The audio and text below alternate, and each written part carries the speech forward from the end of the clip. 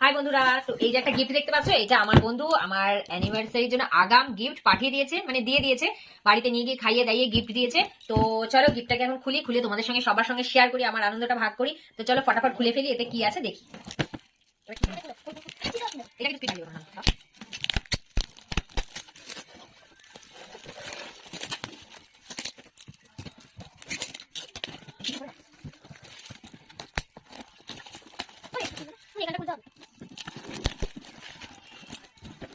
তো চলো ওপরটা দেখেই মনে হচ্ছে যে ঘড়ি আছে। বাবা গো,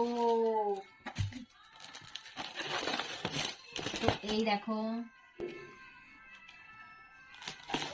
এটার মধ্যে একটা ঘড়ি আছে। তো এই প্যাকেটটা আর খুলছি না, এটা সুন্দর ঘড়ি আছে। তো কেমন লাগলো অবশ্যই কমেন্ট করে বলো।